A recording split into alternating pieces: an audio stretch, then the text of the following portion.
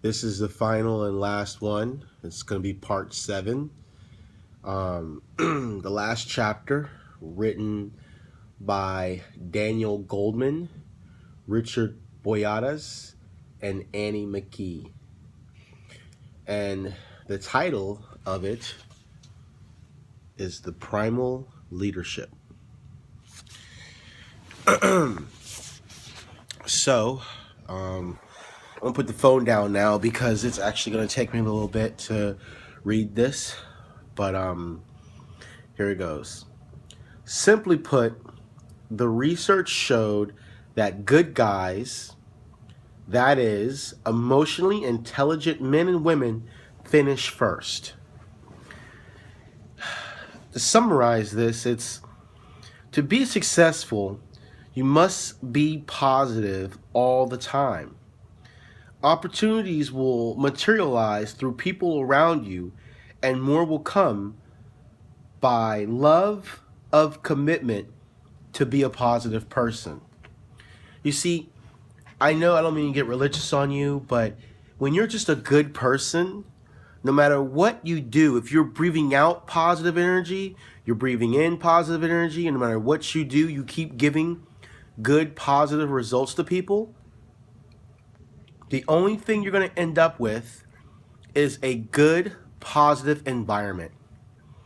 Just remember that. A good positive environment. Deeper analysis of our earlier assertion that a leader's emotional intelligence creates a certain culture of work environment. The leader's mood is quite literally contagious, spreading quickly and exuberantly throughout the business. If a leader's mood and accompanying behavior are indeed such potent drivers of business success, then a leader's premier task, we would say that his primal task is emotional leadership. That means that if you are emotionally stable, you are going to get good productivity from employees. Employees' productivity will grow based on their attitude toward life and the risk-taking that is healthy for growth. If you're an upbeat, inspirational leader, you will cultivate positive employees who embrace and surmount even the toughest challenges. That's not to say that leaders can't have a bad day or week. Life happens. Why moods aren't often discussed in the workplace, how the brain works to make moods contagious, and what you need to know about CEO disease. Don't be in denial thinking that you are emotionally intelligent. Make a journal of your feelings and update it regularly. This is something that I'm taking notes on for you. Something that, you really, really want. You need to make a list of 3 big primal goals that you want. Just the biggest goals that you want, make 3 of them. And then you can work backwards from that and see how it is that you can friend your way to it, so to speak. During your commute, you should rehearse being nice, upbeat, and handling a difficult person at work. Go through the conversation in your head and just see like how it is and what you feel like, and try to rehearse. Like, so a good example would be, if you let's say you have a coworker who's backstabbing you. Everyone might know that person's backstabbing you. If they're backstabbing you constantly, just keep smiling, act like you don't even know they're backstabbing you. And here's the thing, if you get fired for being a nice person, then so be it. You got fired for being a nice person. Just watch out for the people who are constantly trying to outdo you. Let them get so much stuff on their plate trying to outdo you that they actually burst into flames. But we're not going to get into that. What we're going to get into is the fact that emotionally intelligent people, they know one practical skill, and that is everyone is equal and everyone has feelings. Treating everybody equally and having empathy for their feelings will carry you very far. Alice Eisen at Cornell in 1999, for example, found that an upbeat environment fosters mental efficiency, making people better at taking in and understanding information, at using decision rules and complex judgments, and at being flexible in their thinking.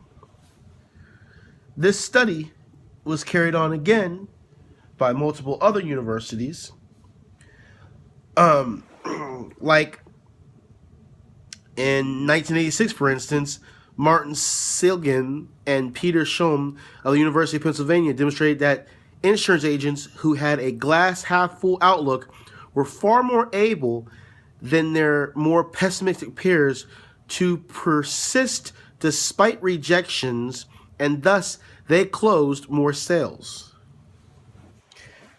Do not let people affect your mood. Be happy regardless. There's a website I'm supposed to plug. I'm going to go ahead and plug it.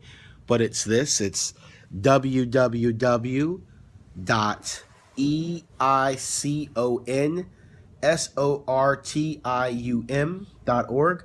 I'll paste it into the link of the YouTube for you to look at it later on. Let's keep going. When employees are competent and motivated and need a little direction, all characteristics of Microsoft engineers.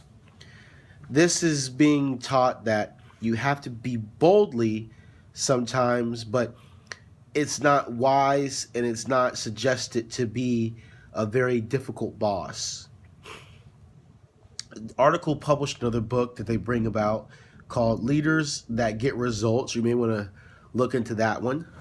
But an open loop limbic system was a winning design in evolution because it let people come to one another's emotional rescue, enabling a mother, for example, to soothe her crying infant. Another study found that 3 or more incidents of intense stress within a year, for example, serious financial trouble, being fired, or divorce, triples the death rate in socially isolated middle-aged men.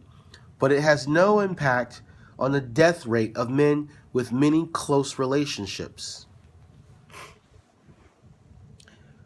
One person can transmit a mood by expression and without words. Your body language can be susceptible to judgment. So try to always have an open body language where people can adapt to you and actually enjoy being around you. Always think of something funny before walking into a room. Make a big smile and enjoy the rest of your life and your day.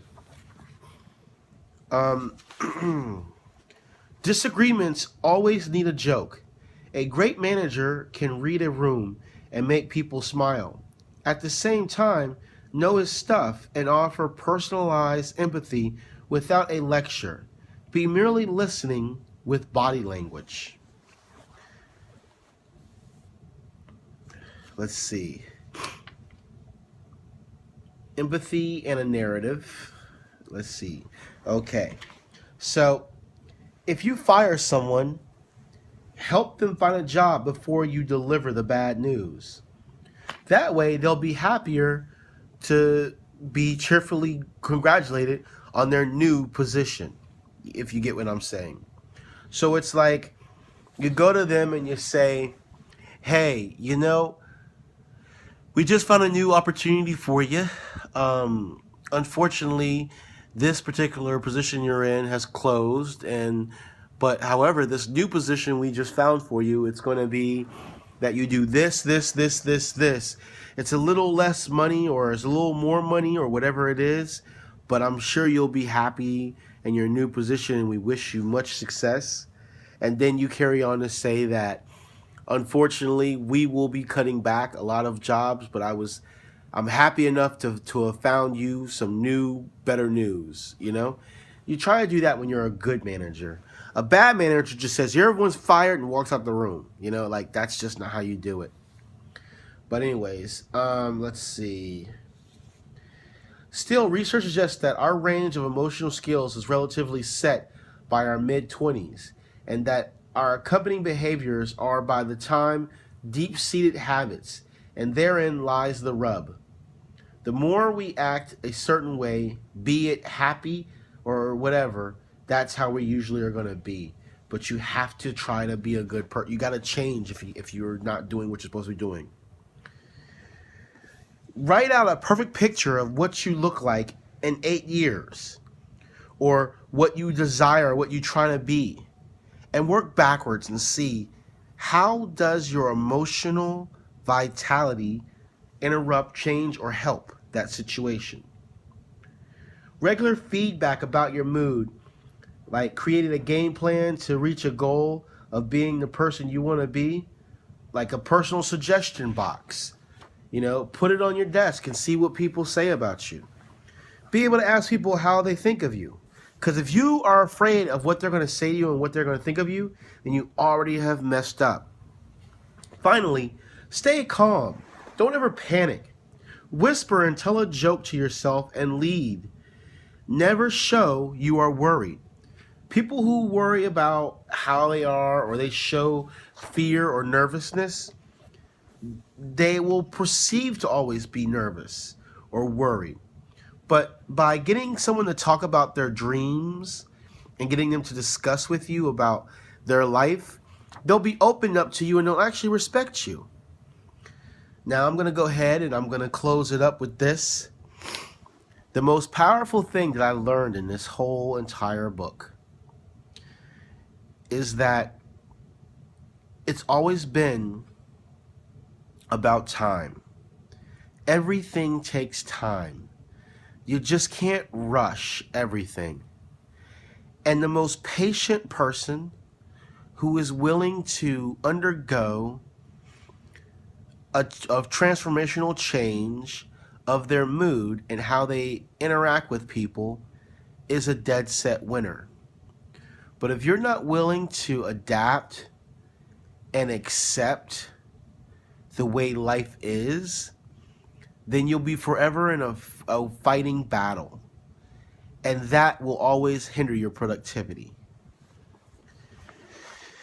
This book honestly landed me in a Fortune 500 company and allowed me to be a very friendly person and not be the cocky asshole that I used to be. But at the same time, I am now curious as to what else can I learn from Harvard. I wish I could afford to pay most of the classes that I've started there, but time being, when I can afford it, I'll take more. But I can tell you that just this one book has changed my life in a lot of ways. So I want to give much kudos to On Managing Yourself from the Harvard Business Review. Have a good one.